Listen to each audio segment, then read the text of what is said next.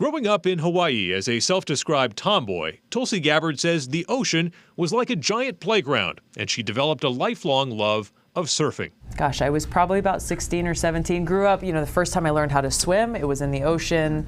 Grew up bodyboarding first. And then some of my friends who I was bodyboarding with, they started moving over to surfing. I said, I got to try. So I got a free board from a friend of mine that was the worst possible board you could learn how to surf with. They call it a gun. It was, I think, a 7-foot long board, but it was very narrow, and they use it for big wave surfing, like 20, 25-foot waves.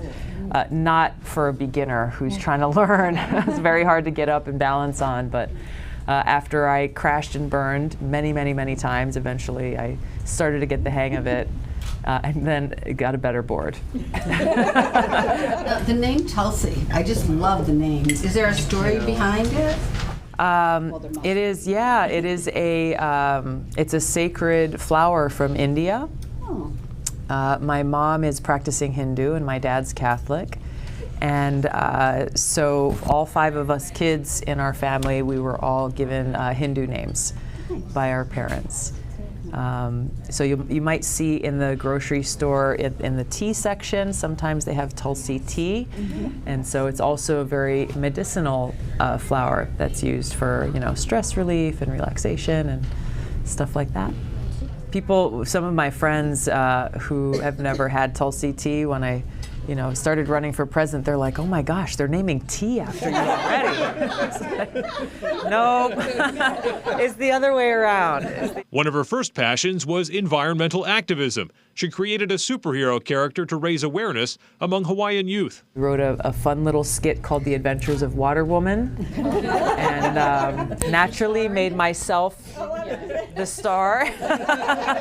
I played Water Woman in this skit, and her nemesis was Oily Al. And it was a day in the life of Oily Al, and so we were presenting to first, second, third, and fourth graders primarily. And every time Oily Al was about to do something, like he's changing the oil in his car and about to dump the dirty oil down the storm drain, Water Woman would swoop in just in the nick of time and stop him and tell him, here's why that's such a bad idea. And going through a few different things, he's eating his snacks and chips and soda, he's about to throw it out the car window, Water Woman comes in and says, hey, let me tell you where this ends up. So it was such a cool experience to be able to see these kids and the light bulb kind of go off in their eyes. Gabbard got an early start in politics, but says she was transformed after joining the Hawaiian National Guard and serving in Iraq. From the time that I enlisted in the Army National Guard and going off to basic training in South Carolina, to my 2 deployments to the Middle East, it completely changed my life. I came back from that deployment to Iraq, where I served in a medical unit. Different person. When I came back, a lot of my colleagues in the State House then said, okay, great, you're home, you can come back, run for your old seat, get back to life as you had left it. And I just couldn't do that. I had been exposed to not only a world much broader and bigger than Hawaii, but having seen firsthand the cost of war, having seen in many ways a lot of the corruption and waste in taxpayer dollars that we've seen come with these wasteful wars, and coming back wanting to be in a position where I could actually make a difference, that I could help influence the decisions that are being made about when and where we as service members are sent into harm's way. Tulsi, on deployment, how did you stay grounded without the ocean? Oh gosh,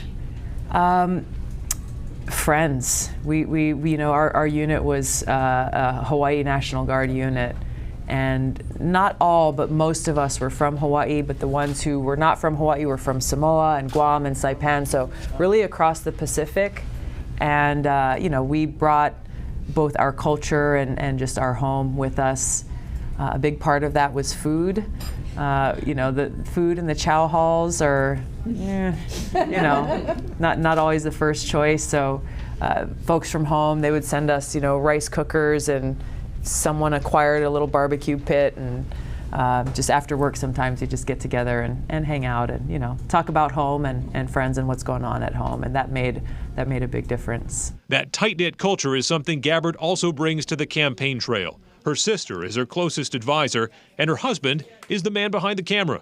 If you come to any of our events or if you see any of the videos that we're posting on social media, odds are he's the one who filmed them.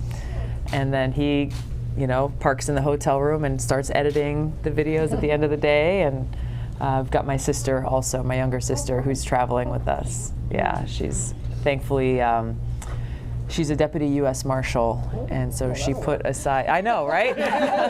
It works on many levels. She's kind of a full package. But I'm so grateful to her because she's put aside her own career and life for the time being to come and help me and our campaign full time. Is she here? She's here. She's right there. Say hi. Little sister. We fought like crazy when we were kids, but I have sisters. You guys have sisters. You know how precious sisters are, and we've been best friends and inseparable for so long. Do you have any pets? I don't. My sister and her husband have a dog in our house. We live together in D.C. But we're on the road so much that you know, if I can water a plant in our house and keep it alive, then I'm happy. But I don't want to be responsible for. If you move not right now. to the White House, what would Yeah, you no, we've talked about it a little bit. We've talked about it a little bit. I think this is not a settled decision, but my husband and I have talked, and we both like golden retrievers. That debate's settled, but there are others she won't touch. So which is more beautiful, Hawaii or New Hampshire? That's a terrible question. Both. I choose both. Completely. You can't compare. I mean, look, we've got some of the most beautiful oceans in the world. Beautiful, towering mountain ranges. You know, amazing hikes and waterfalls.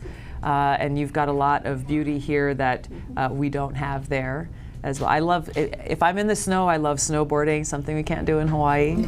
So I'm looking forward to hopefully catching a little snowboarding time this winter here. Oh, nice. Ice skating? I can ice skate. I can ice skate. We have one ice skating rink in Hawaii, so Inside. it is indoors. Yes, yes, that would be hard to sustain otherwise.